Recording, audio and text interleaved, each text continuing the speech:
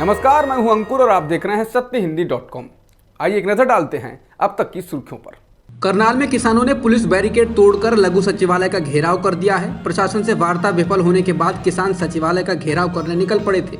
उन पर पानी की बौछारें भी की जा रही हैं, जिसके बाद हालात तनावपूर्ण हो गए हैं। किसानों की मांग है कि किसानों के सिर फोड़ने का आदेश देने वाले अफसर आयुष सिन्हा के खिलाफ कार्रवाई की जाए। इसके अलावा किसानों ने जींद कैथल चंडीगढ़ हाईवे जाम कर दिया है।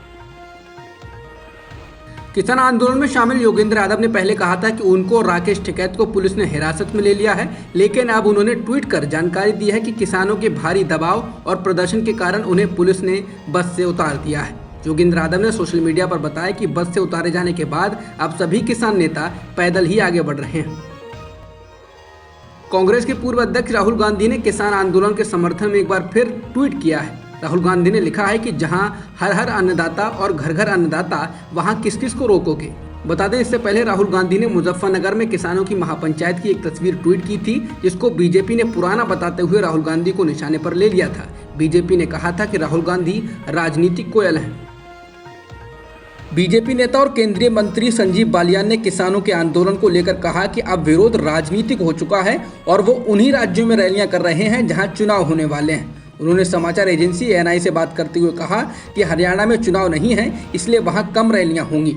उन्होंने कहा कि इन रैलियों के लिए संसाधन दूसरी विपक्षी पार्टियां दे रही हैं। विपक्षी दल किसानों के कंधों का इस्तेमाल करना चाहते हैं। बता दें, किसान मिशन यूपी उत्तराखंड शुरू कर चुके हैं। उनका मानना है कि सरकार 9 महीने से उनकी बातों को नहीं सुन रही है, इसलिए उसको सुनाने के लिए वोट पर ही चोट करनी होगी। संघ से संबंध रखने वाले भारतीय किसान संघ के महासचिव बद्रीनाथ चौधरी ने कहा कि सभी किसानों को बराबर कीमतें देने की मांग को लेकर 8 सितंबर को देश के सभी जिलों में प्रदर्शन किया जाएगा।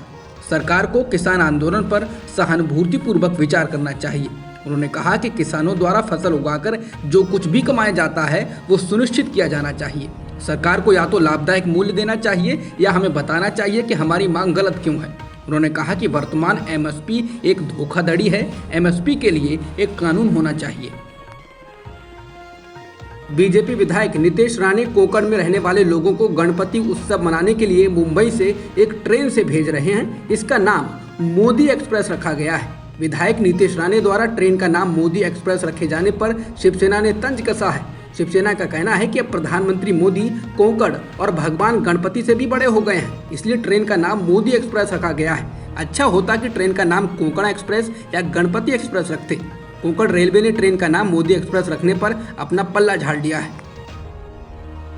विधानसभा चुनाव से पहले मायावती सक्रिय हो चुकी हैं। इसी क्रम में आज उन्होंने प्रबुद्ध सम्मेलन के आखिरी दिन एक बड़ा कार्यक्रम किया। यहाँ मायावती ने यूपी सरकार और बीजेपी पर जमकर हमला बोला।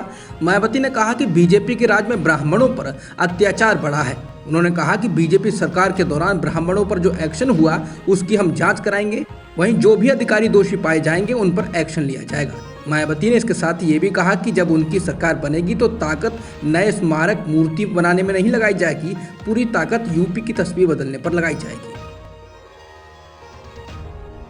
प्रबुद्ध सम्मेलन के दौरान मायावती ने विरोधी दलों पर तो निशाना साधा ही, इसके साथ ही उन्होंने मोहन भागवत के मुसलमानों को लेकर बयान पर पलटवार किया। लखनऊ में मायावती ने कहा कि अगर हिंदुओं और मुसलमानों के पूर्वज एक ही थे तो बीजेपी मुसलमानों से सौतेला व्यवहार क्यों करती है। उन्होंने कहा कि आरएसएस प्रमुख ने कहा कि हिंदू और मुसलमानों के पूर्वज एक ही हैं। हिंदुओं और मुसलमानों के पूर्वज एक ही हैं तो बीजेपी मुसलमानों के साथ सौतेला रवैया क्यों अपना रही है। जम्मू कश्मीर की पूर्व मुख्यमंत्री और पीडीपी की नेता महबूबा मुफ्ती ने कहा है कि उनको घर पर नजरबंद कर दिया गया है। महबूबा मुफ्ती ने ट्वीट कर जानकारी देते हुए कहा है कि भारत सरकार अफगानिस्तान के नागरिकों के अधिकारों की बात तो करती है, लेकिन कश्मीर के लोगों के अधिकारों की नहीं। उन्होंने कहा कि उन्हें राज्य में कानून व्यवस्था की स्थिति सामान्य न होने की बात कहते हुए नजरबंद किया गया है, जिससे ये भी पता चलता है कि राज्य में स्थिति सामान्य होने का दावा कितना खोखला है। ब्राह्मणों को लेकर कथित तौर पर आपत्तिजनक टिप्पणी करने के बाद छत्तीसगढ़ के मुख्यमंत्री भूपेश बघेल के पिता नंद कुमार बघेल को 14 दिनों के लिए न्यायिक हिरासत में जेल भेज दिया गया है। 86 वर्षीय नंद कुमार बघेल के खिलाफ रायपुर के एक थाने में ब्राह्मण समाज ने रिपोर्ट दर्ज कराई थी। वहीं पत्रकारों से बातचीत में नंद कुमार बघेल कह चुके हैं कि ये मेरी आमने सामने की लड़ाई है और हम जमानत नहीं लेना चाहते हैं और जेल से डरते नहीं। पिता के खिलाफ मामला दर्ज होने के बाद ही छत्तीसगढ़ के सीएम भूपेश बघेल ने कहा था कि हमारी राजनीतिक विचार एवं मान्यताएं भी बिल्कुल अलग अलग हैं। उन्होंने कहा कि एक पुत्र के रूप में मैं उनका सम्मान करता हूं, लेकिन एक मुख्यमंत्री के रूप में उनकी किसी भी ऐसी गलती को माफ नहीं किया जा सकता है जो सार्वजनिक व्यवस्था को बिगाड़ने वाली हो। उन्होंने कहा कि मेरी सरकार में कोई भी कानून से ऊपर नहीं है, फिर चाहे वो मुख्यमंत्री के 86 साल के पिता ही क्यों ना हो। अफगानिस्तान के मामलों में पाकिस्तान के हस्तक्षेप के खिलाफ काबुल में प्रदर्शन कर रहे लोगों को तितर-बितर करने के लिए तालिबान ने हवा में गोलियां चलाई हैं। एएफपी के अनुसार लगभग 70 लोगों ने पाकिस्तानी दूतावास के बाहर रैली की। लोग हाथ में बैनर लिए हुए थे और नारेबाजी कर रहे थे। इस प्रदर्शन में ज्यादातर महिलाएं शामिल थीं, जिसके बाद तालिबान ने इन लोगों को तितर-बितर करने के लिए फायरिंग कर दी। लॉकडाउन की वजह से स्कूल बंद होने के बेहद बुरे परिणाम दिखने लगे हैं और इसका ज्यादा असर गांव के बच्चों पर पड़ा है। एक सर्वेक्षण से पता चला है कि गांव के सिर्फ 8% बच्चे ही नियमित ऑनलाइन क्लास कर रहे हैं। शहरों की स्थिति भी चिंताजनक ही है, जहां सिर्फ 24% यानी कि 1/4 से भी कम बच्चे ही ऑनलाइन पढ़ाई लिखाई कर रहे हैं। अभिभावक चाहते हैं कि जल्द से जल्द स्कूल खोलें ताकि बच्चे सामान्य रूप से पढ़ाई कर सकें। गांव के लगभग 97% और शहरों के लगभग 90% अभिभावक चाहते हैं कि स्कूल जल्द से जल्द खुल जाएं। अब तक की खबरों में इतना ही। बाकी खबरों के लिए बने रहिए सत्यहिंदी.com के साथ। सत्य हिंदी का ऐप डाउनलोड करें गूगल प्ले स्टोर पर।